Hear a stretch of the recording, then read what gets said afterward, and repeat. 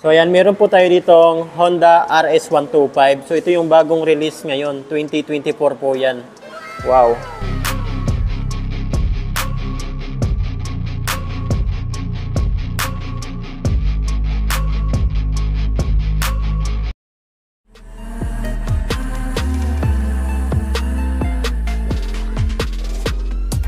What's up mga idol, Chris Ride Motovlog nga po pala. For today's, nandito ngayon tayo sa Honda Jikjam Cycle Inc. Located lang po ito dito sa Lanoy Subdivision, Barangay Kalumpang, General Santos City. So ayan, meron po tayo ditong Honda RS125. So ito yung bagong release ngayon, 2024 po yan.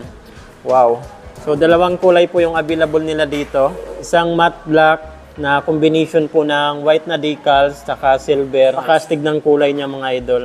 Agaw pansin po talaga yung logo ng Honda dito mga idol. Napakastig din po nitong combination ng glossy black at mayroon po sa ditong glossy red naman dito sa side. Naman yung pinakabatok niya, naka-glossy gray naman po siya. Napakastig po ng bagong combination ng kulay ni Honda RS125 natin. Tapos pagdating naman sa decals, dito po yung sa Honda at mayroon po sa ditong black, gray, at white naman yung nakalagay sa RS natin. Nawala na po dito yung sport.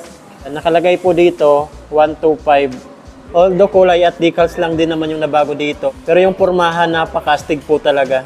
Pagdating naman po sa makina, naka 125cc, naka 4-stroke, 2-valve, single overhead cam at ang cooling system po nito mga idol ay air-cooled. Air-cooled po yung nagpapalamig ng kanyang makina. So ito naman po yung head niya. Nawala na po yung mga decals niya dito. Nakalagay na lang po dito Honda. So naka-glossy black po ito. Itong head niya mga idol. Tapos itong tapaludon niya. Glossy black din po ito. Pagdating naman po sa ilaw niya, naka-halogen bulb pa rin po yan. Same naman po dito sa signal light niya. Parehas po sila halogen bulb. Hindi pa rin sa ginawang LED mga idol. Sa front suspension, talagang napakastig talaga ng mga suspension basta Honda. Matagal bago masira. Kulay naman ng tube niya dito, naka-glossy black. Sa design naman ng kanyang tapaludo, napaka-sporty ng design niya. Naman po sa bandang likod, mas mahaba siya para sa mga talsik-talsik ng mga dumi. Lalo na po kung maulan. Sa braking system naman po nito, naka-hydraulic disc brake, naka-single pot piston caliper po siya. So ito pa rin po yung brand niya, Nissin. Ang size naman po ng gulong niya dito sa harapan ay 70 by 90 and then 17 inches po yung laki ng kanyang rim. So ang rim po nito ay gumagamit pa rin po ng stainless steel. So hindi yan basta kinakalawang mga idol. Ganito naman po yung design ng kanyang tire. Naka-street tire and then naka-tube type. So hindi pa rin po ito tubeless. And dito naman po tayo sa tail light at brake light niya. Pag tiningnan natin pa side, grabe napakatulis. Ito naman po yung grab bar niya, medyo manipis lang. Pero maganda mga idol, napakasolid din. Pagdating naman po sa tail light, brake light, tapos signal light, halogen bulb pa rin po yan lahat, hindi pa rin sa ginawang LED. Same po sila ng design sa XRM125, yung tail light at brake light niya. Maganda rin po yung pagkakadesign ng back fender niya mga idol. So dito naman may reflectorize po sa dito na red. At dito naman sticker ng Honda. At ito naman po yung lagayan natin ng plate. Ganda ng pagkakadesign, no? Patulis na po siya.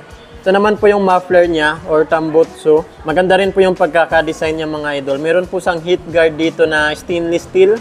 Pwede po kayo dyan manalamin mga idol. Suspension naman po nito sa likuran. Naka-dual shock po ito. Basta suspension ng Honda, matibay talaga yan. Sa braking system naman po nito sa likuran, naka-drum brake po ito. Mechanical drum brake. Ayan po. Ang size naman po ng gulong niya dito sa likuran ay 80 by 90. 17 inches pa rin po yung laki ng kanyang rim. Stainless steel. At naka-straight tire. Pero hindi pa rin po ito tubeless. Naka-tube type pa rin po ito. Ang size naman po ng sprocket niya dito sa likuran ay 38 teeth. Engine sprocket naman ay 14 teeth. So naka-low speed po ito pagdating sa mga 125 natin na mga motor. So ito naman po yung brake pedal niya. Medyo mataba lang. Tapos aluminum type yung design niya. Ayan o. Ito naman po yung footrest natin at kickstart. Ayan o, kickstart assist. Dito naman po tayo sa handlebar niya. So ito po ay semi-automatic motorcycle. So wala po itong clutch. Pero may shifter po ito. So ito po ay naka 4-speed. Maganda yung hand grip niya mga idol. Makapit. Gustong gusto ko yung hand grip niya. Maganda talaga. Ayan o. Tapos dito naman sa left side, nandito naman po yung high beam, low beam, turn signal light, horn, Sa right side naman, nandito naman po yung electric start at meron pa rin po yung kickstart assist. Dating naman po sa instrument panel gauge niya, so nandito po yung speedometer, odometer, fuel gauge, napaka-importante po niyan. Gear indicator, so 1, 2, 3, 4, naka 4 speed po kasi ito. Ito naman po yung mga signal indicator. So ito naman po yung susian niya mga idol. Ayan o. Tapos kung magbubukas tayo ng upuan, ito naman po yung bukasan niya mga idol ng upuan niya para makapagpagas tayo. Ayan. So ito naman po yung under seat compartment. Medyo may kalaparan din siya at malalim. Ayan o. Tapos dito naman po nakalagay yung battery. At dito naman po tayo nagpapagas. Ayan o. Ito na yung fuel tank niya. Naka-glossy black. So isa po ito sa pinaka matipid sa gas. 125cc tapos fuel injection na. Grabe ang tipid nito sa gas. So ganito naman po yung handling niya. So semi-automatic motorcycle. Parehas po sa Raider R150 Fi yung ano nito, handling. Aggressive po yung handling niya mga idol, pasubsub. Ayan o. Madali lang po ito yung maneuver. Gaan lang po talaga. Kasi 125cc tapos katawan nito talagang saktong-sakto lang sa ating mga Pinoy yung tindig niya. So napakadali lang nito yung maneuver mga idol.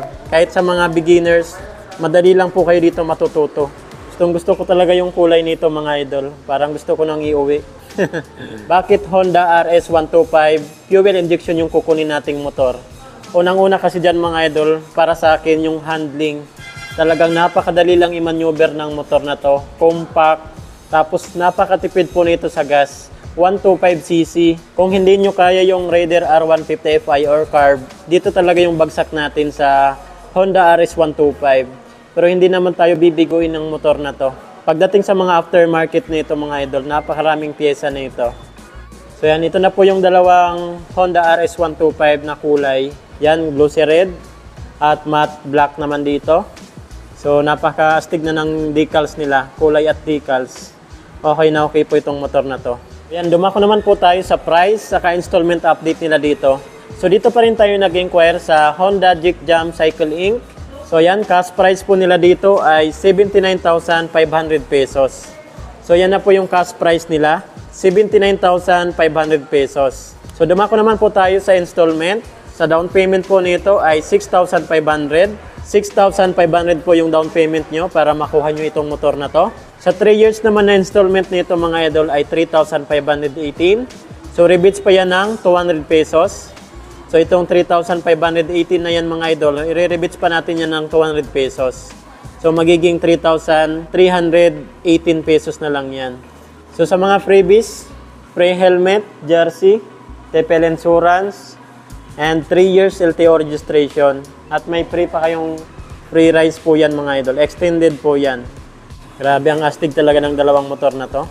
So yan po mga idol, hanggang dito lang po muna ating video ngayon. Kung may mga ipapa-inquire pa po kayo sa akin ng mga Honda motorcycle, napakarami po dito. Comment nyo na lang po sa comment section ng ating video. Chris Ride Motovlog, ride safe po tayo palagi. God bless you all. Thank you. Please support Chris Ride. Honda #1. Your ride starts